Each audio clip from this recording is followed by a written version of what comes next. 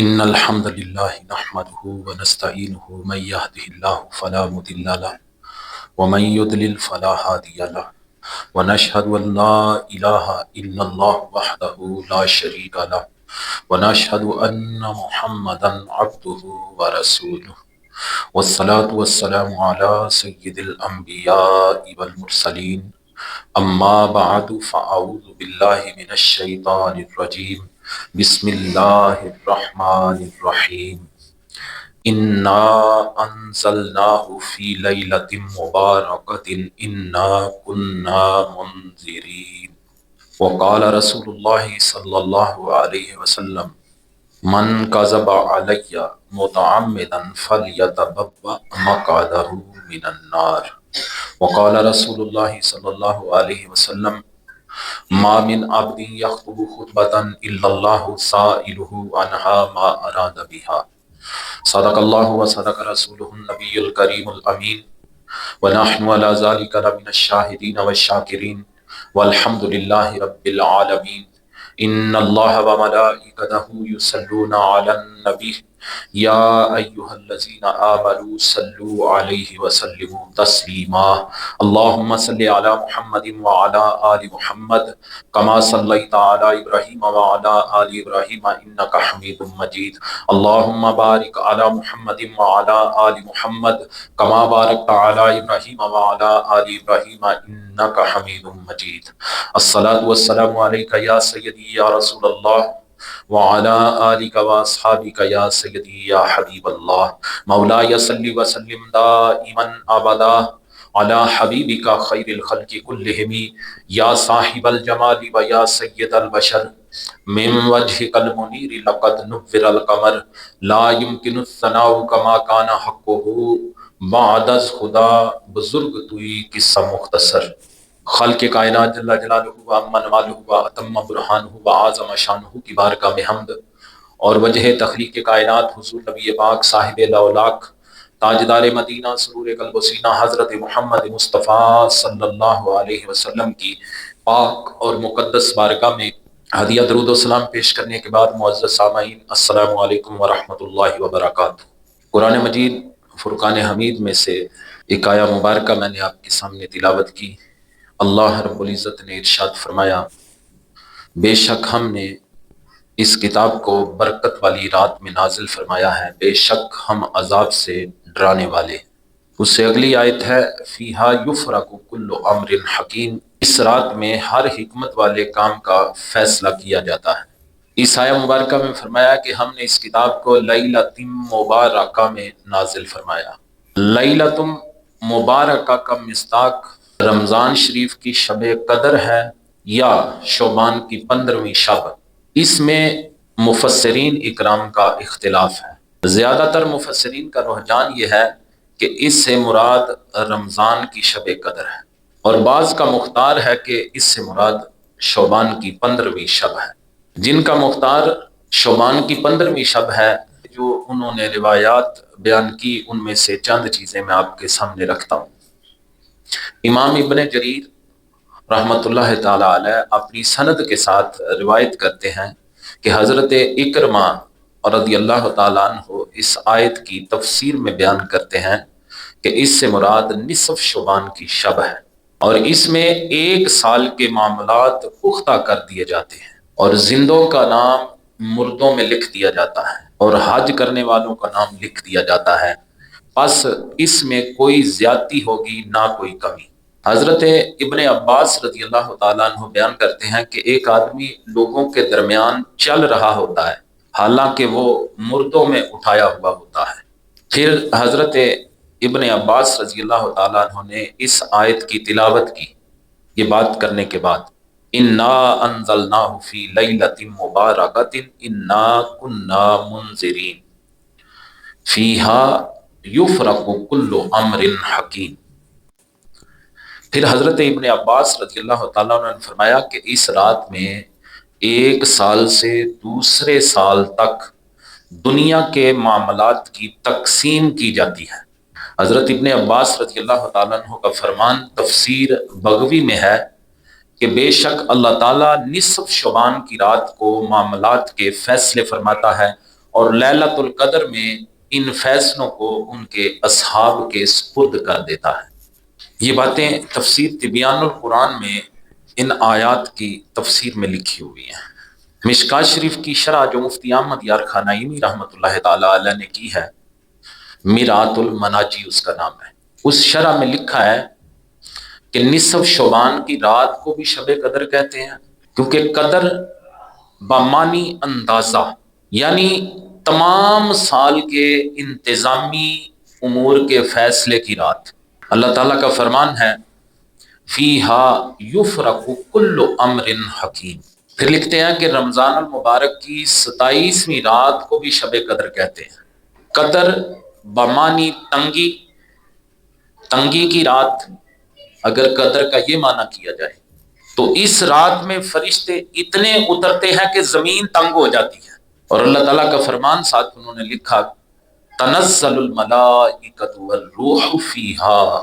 حضرت مولا کائنات علی المرتضیٰ رضی اللہ تعالی عنہ آپ فرماتے ہیں کہ حضور صلی اللہ علیہ وسلم نے فرمایا اذا کانت لیلۃ النصف من شعبان فقوموا لیلہا وصوموا یومہا فإن اللہ ینزل فیہا لغروب الشمس الی السماء فیقول الا من مستغفر فاغفر لہ الا مسترزق فارزقہ الا مبتلی فاعافیہ علی قضا حتی یطلع الفجر۔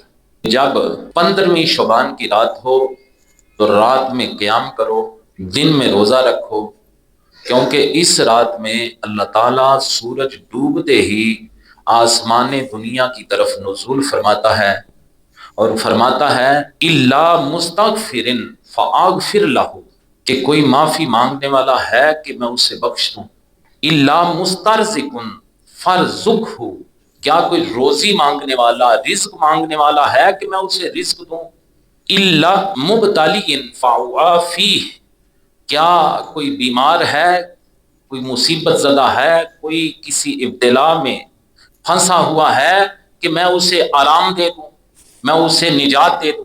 الا قضا، کوئی ایسا ہے، کوئی ایسا ہے، یہ آوازیں آتی رہتی ہیں حتی یطلع الفجر، طلوع فجر تک۔ یہ ایسی رات ہے کہ جس رات میں اللہ رب العزت لوگوں سے فرماتا ہے کہ کوئی معافی مانگنے والا ہے مجھ سے معافی مانگے میں اسے بخش دوں، کوئی مجھ سے رزق مانگنے والا ہے کہ مجھ سے رزق مانگے میں اسے رزق عطا کر دوں، کوئی مصیبت زدہ ہے جو مصیبت سے بچنا چاہتا ہے میری بارگاہ میں التجا کرے میں اسے مصیبت سے رہائی عطا کر دوں، کوئی ایسا ہے، کوئی فلاں ہے، کوئی فلاں ہے، طلوع فجر تک ایسی آوازیں آتی رہتی ہیں۔ اس حدیث مبارکہ سے چند باتیں اخذ ہوتی ہیں کہ شب برات میں نفلی عبادت کرنی چاہیے، نصف شعبان کے اگلے دن روزہ رکھنا چاہیے، اللہ تعالیٰ سے دعائیں مانگنی چاہیے، مناجات کی جائیں اس رات میں، اللہ تعالیٰ سے مغفرت مانگی جائے، اللہ تعالیٰ سے رزق مانگا جائے، اللہ تعالیٰ سے بیماری سے شفا مانگی جائے۔ اس کے علاوہ غروب آفتاب سے طلوع فجر تک ہر جائز حاجت اللہ تعالیٰ سے مانگی جائے اور وہ مالک عطا کرنے پر قادر ہے۔ مشکات شریف میں ہے کہ سیدہ عائشہ صدیقہ رضی اللہ تعالی عنہا فرماتی ہیں کہ ایک دفعہ شعبان کی 15 تاریخ تھی، حضور کریم صلی اللہ علیہ وسلم کی باری میرے مکان پر تھی اور آپ صلی اللہ علیہ وسلم میرے ہاں تشریف فرما تھے۔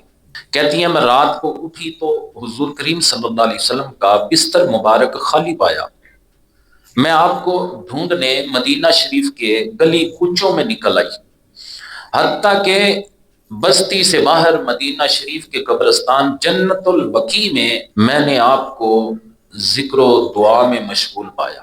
پہلے تو نبی اکرم صلی اللہ علیہ وسلم نے ان کی پریشانی دیکھ کر انہیں تسلی دی، پھر آقا کریم صلی اللہ علیہ وسلم نے فرمایا ان اللہ تعالی ینزل لیلۃ النصف من شعبان الی السماء الدنیا فیغفر لاکثر من عدد شعر غنم قلب۔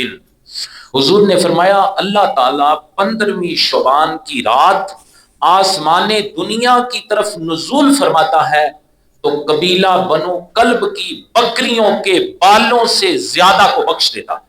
اس حدیث مبارکہ سے اس بات کا پتہ چلا کہ شب برات میں عبادت کرنا سنت ہے۔ شب برات میں قبرستان میں جا کر ذکر و اذکار کرنا اور دعا کرنا بھی سنت ہے۔ حضرت ابو موسیٰ اشعری رضی اللہ تعالیٰ عنہ نبی پاک صلی اللہ علیہ وسلم سے روایت کرتے ہیں کہ آقا کریم صلی اللہ علیہ وسلم نے فرمایا ان اللہ تعالی لا یطلع فی لیلۃ النصف من شعبان فیغفر لجمیع خلقہ الا لمشرک او مشاہ۔ حضور نے فرمایا اللہ تعالیٰ نصف شعبان کی شب میں توجہ کرم فرماتا ہے تو مشرک یا کینہ پرور کے سوا سب مخلوق کو بخش دیتا ہے۔ حضرت عبداللہ بن عمر بن عاص رضی اللہ تعالیٰ عنہ کی روایت میں یہ الفاظ بھی موجود ہیں الا اثنین مشاہن وقاتل نفس، سوائے دو قسم کے لوگوں کے، نمبر ایک کینہ پرور اور کسی کو ظلمن قتل کرنے والے کے، ان دو بندوں کے سوا، یعنی کینہ پروروں اور قاتلوں کے علاوہ اللہ تعالیٰ سب کی بخشش کر دیتا ہے۔ ان دو روایتوں میں یہ تین قسم کے بندے ہمارے سامنے آئے، مشرک، کینہ پرور اور قاتل۔ تفسیر در منصور میں حضرت علامہ جلال الدین سیوطی علیہ رحمہ نے ایک قدر لمبی روایت حضرت انس رضی اللہ تعالی عنہ اور سیدہ ام المومنین عائشہ صدیقہ رضی اللہ تعالی عنہا کے حوالہ سے نقل فرمائی ہے، جس کے آخر میں ہے کہ سید عالم صلی اللہ علیہ وسلم نے فرمایا کہ 6 آدمیوں کی اس رات بھی بخشش نہیں ہوگی۔ وہ کون سے ہیں؟ نمبر 1 عادی شرابی، نمبر 2 ماں باپ سے قطع تعلق کرنے والا، نمبر 3 زنا پر اصرار کرنے والا، نمبر 4 قاطع رحم، رشتہ داروں سے تعلق توڑنے والا، نمبر 5 تصویر بنانے والا، نمبر 6 چغل خور۔ تفسیر در منصور میں حضرت خطیب بغدادی نے اپنی سند کے ساتھ حضرت عائشہ صدیقہ رضی اللہ تعالی عنہا سے روایت کیا ہے کہ وہ فرماتی ہیں کہ میں نے نبی اکرم صلی اللہ علیہ وسلم کو یہ فرماتے ہوئے سنا کہ اللہ تعالیٰ 4 راتوں میں خیر کو کھولتا ہے۔ وہ راتیں کون سی ہیں؟ نمبر 1 بکر عید کی رات، نمبر 2 عید الفطر کی رات، نمبر 3 نصف شعبان کی رات، نمبر 4 عرفات کی رات۔ یہ 4 راتیں ایسی ہیں حضور صلی اللہ علیہ وسلم کے فرمان کے مطابق ان راتوں میں اللہ تعالیٰ اپنی خیر کو، بھلائی کو کھول دیتا ہے۔ میرے عزیزو، ہماری آج کی اس گفتگو کا مقصد فقط اتنا ہے کہ چند دن بعد یہ خیر والی رات، نصف شعبان کی رات، اپنی برکتیں اور سعادتیں لے کر آ رہی ہے۔ یہ ٹاپک اس لیے سلیکٹ کیا تاکہ ہمیں اس رات کی عظمت کا علم ہو، ہمیں اس بات کا پتہ چل جائے کہ وہ کون کون سی برائیاں اور برے اعمال ہیں جن کا حامل اس رات کی سعادتیں سمیٹنے سے محروم رہ جاتا ہے۔ ہمیں اس بات کا پتہ چل جائے تاکہ ہم یہ ساری چیزیں اپنے علم میں لا کر ایسا لائحہ عمل مرتب کریں کہ ہم اس رات میں اللہ تعالیٰ کو راضی کر کے اپنی کامل بخشش کروا سکیں۔ یہ موضوع رکھنے کا مقصد یہ ہے۔ بہت ساری احادیث اس حوالے سے ملتی ہیں، جن میں سے چند میں نے آپ کے سامنے رکھی ہے کہ وہ کون کون سے لوگ ہیں، وہ کس کردار کے حامل لوگ ہیں، کون کون سی ایسی برائیاں ہیں، کون کون سے ایسے دھبے ہیں جو انسان کے کردار میں ہوں تو اس برکتوں والی خیر والی رات میں بھی ان کی بخشش نہیں ہوتی۔ متعدد احادیث اس حوالے سے ملتی ہیں۔ کم و بیش 14 قسم کے آدمی مجھے کتابوں سے ملے جن کی اس رات میں بھی بخشش نہیں ہوتی، جس رات میں اللہ اپنی بھلائی کو کھول دیتا ہے۔ آوازیں آتی رہتی ہیں کہ مجھ سے بخشش مانگو میں تمہیں بخش دوں، لیکن یہ ایسے بدبخت لوگ ہیں 14 قسم کے جو میں آپ کے سامنے رکھنے لگا ہوں مختصراً، کہ ان کی اس رات میں بھی بخشش نہیں ہوتی۔ ان میں سب سے پہلا بندہ ہے مشرک، ایسا شخص جو اللہ تعالیٰ کے ساتھ کسی کو کسی بھی لحاظ سے شریک ٹھہرائے، اس رات میں ایسے بدبخت کی، مشرک کی بخشش نہیں ہوتی۔ نمبر 2، زانی مرد و زن، ایسے لوگ جو بد کرداری یا زنا کے مرتکب ہوں، وہ بھی شب برات والی رات لیلۃ المبارکہ میں، خیر جب کھلی ہو، اللہ کی بھلائی کے دروازے جب کھلے ہوں، اللہ تعالیٰ آوازیں بھی دے رہا ہو، وہ ہے کوئی بخشش مانگنے والا، لیکن یہ زانی ایسا بدبخت ہے کہ اس رات میں بھی اس کی بخشش نہیں ہوگی۔ نمبر 3، قتل ناحق کرنے والا، ایسے لوگ جو ظلمن کسی کو قتل کر دے یا قتل ناحق کے مرتکب ہوں، وہ بھی اس رات میں محروم رہتے ہیں۔ نمبر 4، کینہ پرور یا بغض کے حامل لوگ، ایسے لوگ جو محض اپنی نفسانی خواہش یا نفسانی عداوت کی بنا پر دوسرے مسلمانوں سے کینہ اور بغض رکھیں، ایسے لوگ بھی اس رات میں محروم رہتے ہیں۔ دل میں کسی کے حوالے سے بغض نہ رکھنا، کینہ نہ رکھنا کتنا بڑا عمل ہے۔ حضرت انس رضی اللہ تعالیٰ عنہ بیان کرتے ہیں مسند احمد کی حدیث مبارکہ کہ نبی کریم صلی اللہ علیہ وسلم نے ایک دن اپنے اصحاب سے فرمایا کہ اب تمہارے پاس اہل جنت میں سے ایک شخص آئے گا۔ نبی کریم صلی اللہ علیہ وسلم 3 دن مسلسل یہ ارشاد فرماتے رہے کہ اب تمہارے پاس اہل جنت میں سے ایک شخص آئے گا۔ تیسرے دن ایک بندہ صحابہ کی موجودگی میں حاضر ہو گیا، اس بندے کو حضرت عبداللہ بن عمر رضی اللہ تعالیٰ عنہ نے اپنا مہمان بنا لیا۔ وہ شخص 3 دن حضرت عبداللہ بن عمر رضی اللہ تعالیٰ عنہ کے گھر رہا، مہمان نوازی آپ کرتے رہے۔ حضرت عبداللہ بن عمر اس کے شب و روز کو دیکھتے رہے، لیکن انہوں نے اپنے گھر میں اس کا کوئی خاص عمل نہ دیکھا کہ یہ وہ بندہ ہے جس کے متعلق میرے حضور نے فرمایا کہ جنتی شخص ہے، لیکن میں نے اس کے شب و روز دیکھے ہیں لیکن کوئی خاص عمل نہیں دیکھا۔ انہوں نے اس شخص سے پوچھا تو اس نے بتایا کہ میں بڑا عمل تو نہیں میں کرتا، لیکن میں اپنی رات اس حال میں گزارتا ہوں کہ میرے دل میں کسی مسلمان کے خلاف بغض یا کینہ نہیں ہوتا۔ آپ نے فرمایا یہی وجہ ہے کہ نبی کریم صلی اللہ علیہ وسلم نے جو یہ ارشاد فرمایا ہے کہ جنتی شخص آ رہا ہے، اور یہی وجہ ہے کہ وہ شخص اپنے سینے میں کینہ اور بغض نہ رکھنے کی بنا پر اس مرتبے کو پہنچا ہے کہ اس کی آمد سے قبل حضور کریم صلی اللہ علیہ وسلم اپنے صحابہ سے فرماتے رہے اب ایک شخص آئے گا جو جنتی ہے۔ یہ کینہ کے حوالے سے میں نے آپ کو ایک حدیث مبارکہ سنائی۔ پھر 5واں بندہ جو شب برات میں بھی محروم رہتا ہے، وہ ہے والدین کا نافرمان۔ کبیرہ گناہوں میں سے ایک بہت بڑا گناہ ہے والدین کی نافرمانی کرنا۔ یہ نافرمانی کرنے والا اپنے والدین کی ایسا بدبخت ہے کہ جس رات میں اللہ کی بھلائی کے دروازے کھلے ہوتے ہیں، یہ بدبخت بھی اس رات میں محروم رہتا ہے۔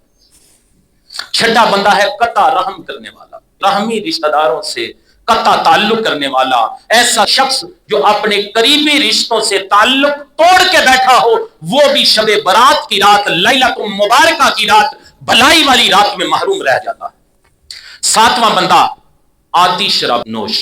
آتی شراب نوش بھی ایسا بدبخت انسان ہے کہ وہ بھی اس رات میں محروم رہ جاتا ہے۔ جب اللہ کہتا ہے مجھ سے بخشش مانگو، اب یہ عادی شرابی ہے، شراب کو نہیں چھوڑ رہا، شراب سے توبہ کیے بغیر اس کی بارگاہ میں بیٹھا ہوا ہے، یہ بخشش مانگے گا بھی تو اسے اس رات میں بخشش نہیں ملے گی۔ حضرت جابر رضی اللہ تعالیٰ عنہ فرماتے ہیں کہ حضور کریم صلی اللہ علیہ وسلم نے فرمایا کہ اللہ تعالیٰ نے یہ عہد کیا ہوا ہے کہ جو شخص نشہ لانے والی چیز پیے گا، اللہ تعالیٰ اسے طینۃ الخبال پلائے گا۔ صحابہ نے پوچھا حضور طینۃ الخبال کیا ہے؟ وہ آقا کریم صلی اللہ علیہ وسلم نے فرمایا دوزخیوں کا پسینہ اور نچڑا ہوا عرق۔ جو عادی شرابی ہے اسے یہ عذاب ملے گا کہ اسے دوزخیوں کا نچڑا ہوا پسینہ اور عرق پلایا جائے گا۔ 8واں بندہ جو اس رات میں محروم رہتا ہے وہ ہے چغل خور بندہ۔ غیبت کیا ہے؟ کسی مسلمان کو رسوا کرنے کے لیے اس کے پس پشت اس کا عیب بیان کرنا غیبت ہے۔ بندہ موجود نہیں، اس کے پس پشت اس کا عیب بیان کیا جائے، جو اس کی موجودگی میں اگر بیان کیا جاتا تو اسے برا لگتا۔ اس کی پس پشت ایسی بات کرنے والا، اس کا عیب بیان کرنے والا بندہ غیبت کا مرتکب ہوتا ہے، یہ غیبت ہے۔ چغلی کیا ہے؟ 2 مسلمانوں میں فساد ڈالنے یا ان کو لڑانے کے لیے ایک کی بات دوسرے کے سامنے کرنا، یہ چغلی ہے۔ اللہ تعالیٰ نے فرمایا وَيْلٌ لِكُلِّ هُمَزَةٍ لُمَزَةٍ، اللہ فرماتا ہے ہر اس شخص کے لیے ہلاکت ہو جو عیب جو اور چغل خور ہے۔ حضرت حذیفہ رضی اللہ تعالیٰ عنہ بیان کرتے ہیں کہ نبی کریم صلی اللہ علیہ وسلم نے فرمایا کہ چغل خور جنت میں نہیں جائے گا۔ چغلی کرنا بھی اتنا بڑا عیب ہے کہ شب برات والی رات ایسا بندہ بغیر توبہ کے اگر بیٹھا ہے وہ بھی محروم رہے گا۔ نواں بندہ تصویریں بنانے والا، ایسے مصور جو بت بناتے ہیں تاکہ ان کی عبادت کی جائے، ایسی تصویر بنائی گئی اس نظریے سے کہ اس کی عبادت کی جائے، بت بنایا جائے عبادت کی غرض سے، یہ بھی ایسا بدبخت مصور ہے، یہ ایسا بدبخت بت بنانے والا ہے کہ اس کی بھی بخشش نہیں ہوگی۔ 10واں بندہ کپڑا لٹکانے والا متکبر شخص، وہ لوگ جو تکبر کے ساتھ اپنے ٹخنوں کے نیچے پاجامہ شلوار یا تہمد لٹکاتے ہیں تکبر کے ساتھ، یہ اس دور کے اندر کپڑوں کو لٹکانا تکبر تھا، لوگوں کی عادت تھی جو اپنے آپ کو بہت بڑا سمجھتے تھے، تکبر کا اظہار کرتے تھے۔ ایسے بندے اس دور کے اندر اپنے جسم کے اوپر جو کپڑا ہوتا تکبر کے طور پر اسے لٹکایا کرتے، تہمت زمین پہ رگڑے جاتے، اتنا زیادہ لٹکاتے وہ لوگ۔ ایسے بندے تکبر کرنے والے، ہر ایسا بندہ جو تکبر کرے اس رات میں وہ بھی محروم رہتا ہے۔ 11واں بندہ فالے نکالنے والے لوگ، جنہیں آپ دست شناس یا پامسٹ کہتے ہیں، میرا ہاتھ دیکھ بھائی، میرے فلاں کام کی فال نکالو۔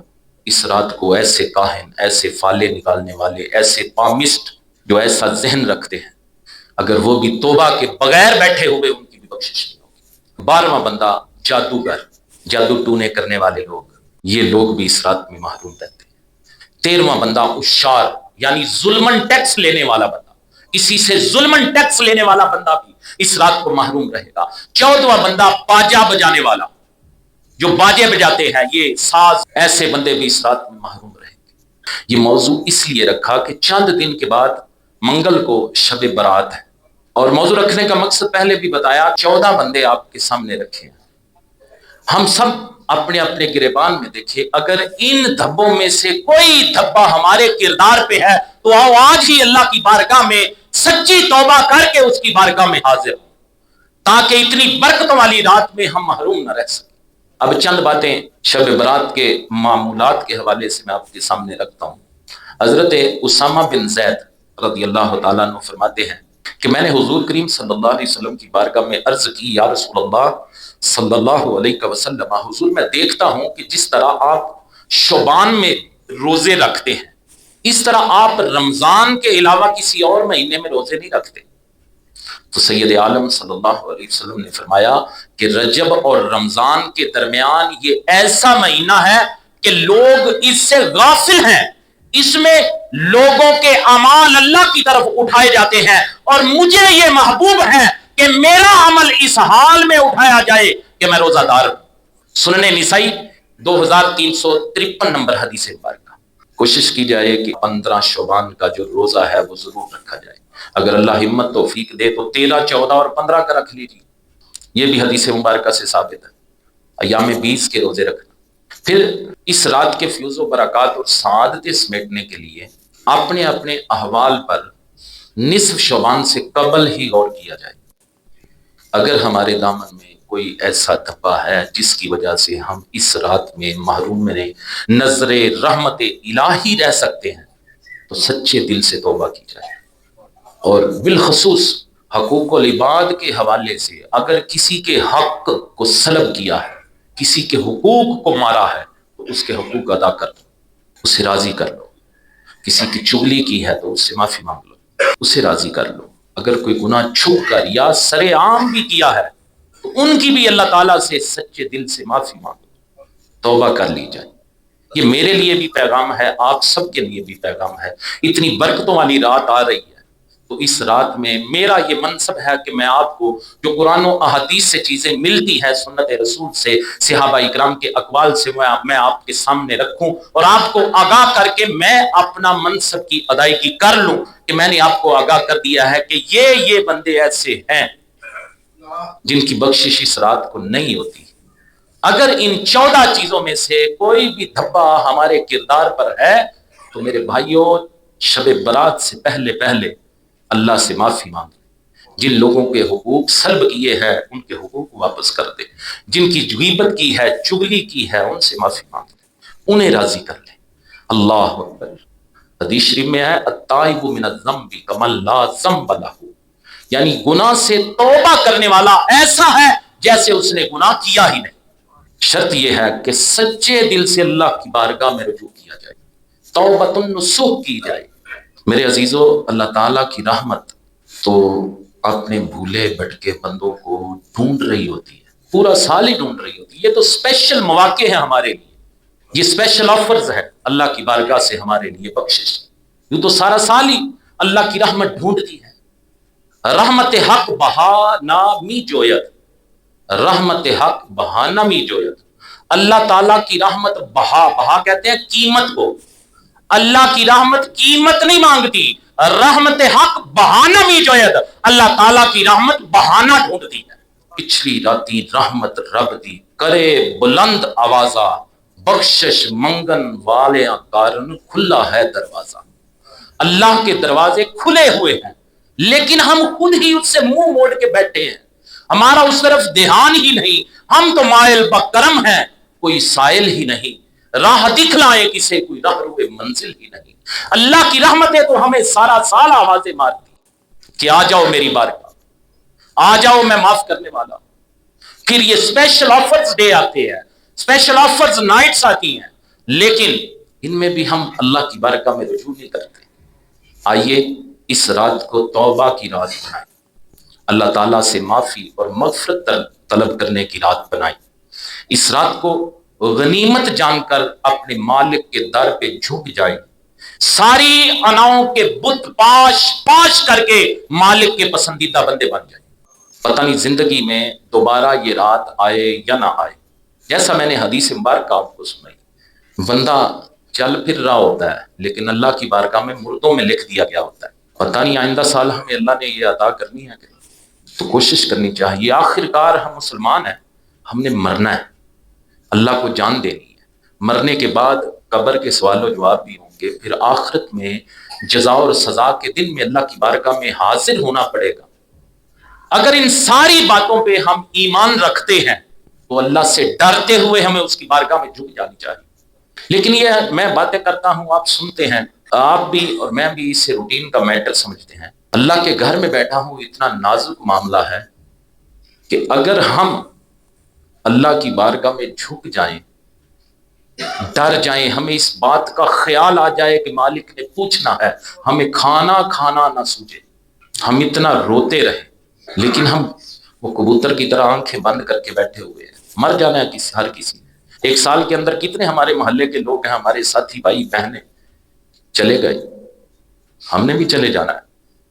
سچا میرا رب ہے، سچی تعلیمات میرے رب کی، اگر مرنا ہے تو اس کی بارگاہ میں پیش ہونا ہے، تو پیش ہونے کے لیے ہمیں تیاری بھی کرنی چاہیے کہ نہیں؟